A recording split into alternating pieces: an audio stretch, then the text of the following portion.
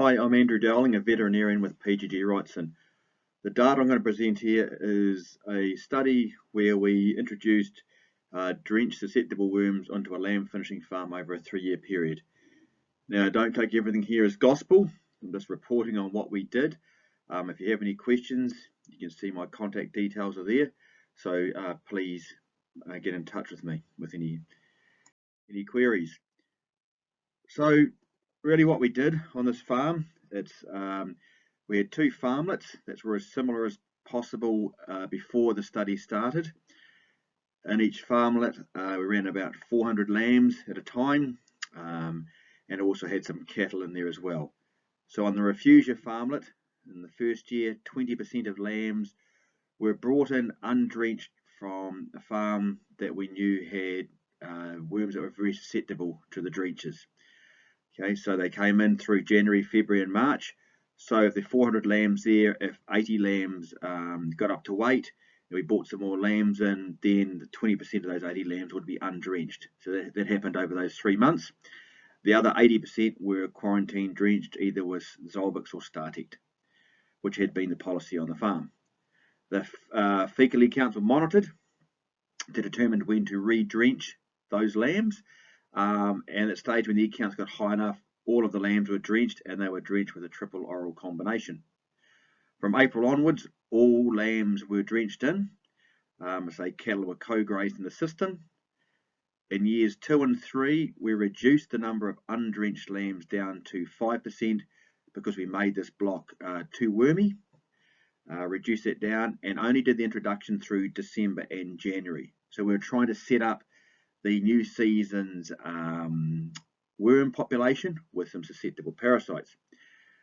On the normal farmlet, it was run the same, apart from all the lambs were 100% quarantine drenched with the same quarantine drench that was used in the refugia farmlet.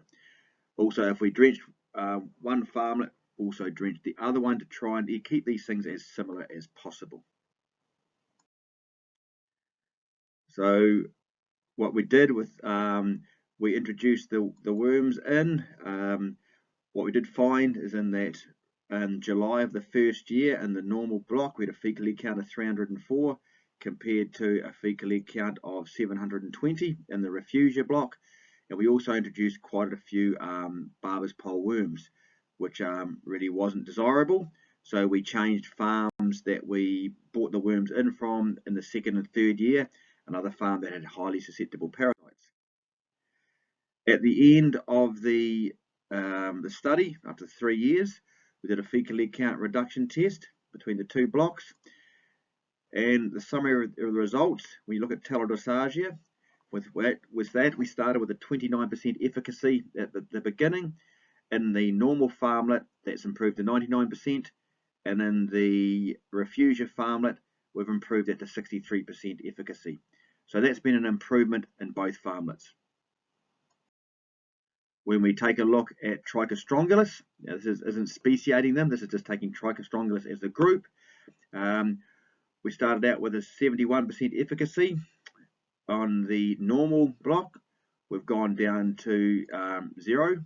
So that's been a real significant reduction there. It's been sort of crashed. Whereas in the refugia farmlet, we've now got a 90% efficacy.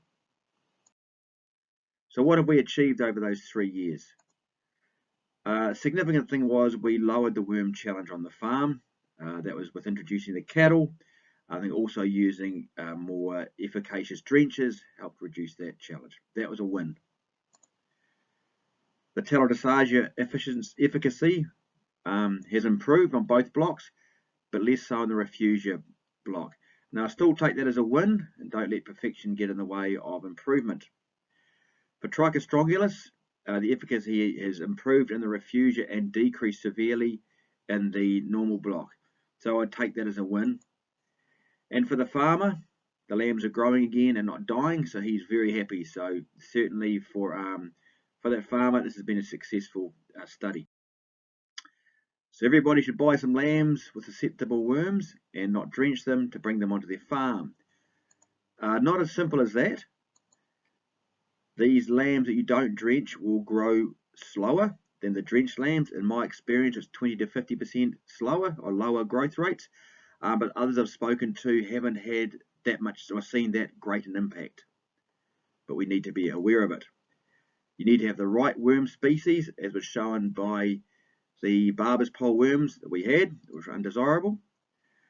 And even though you may have a farm that's got a very susceptible worms, there will be some resistant ones.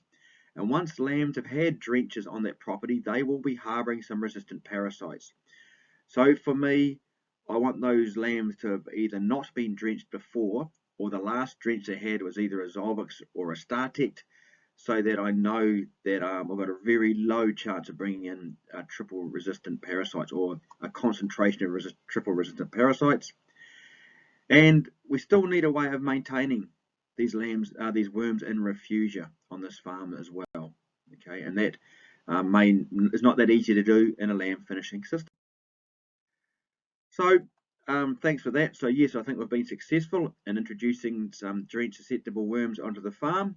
As I say, my contact details at the start, and if you have any questions, please get in contact with me.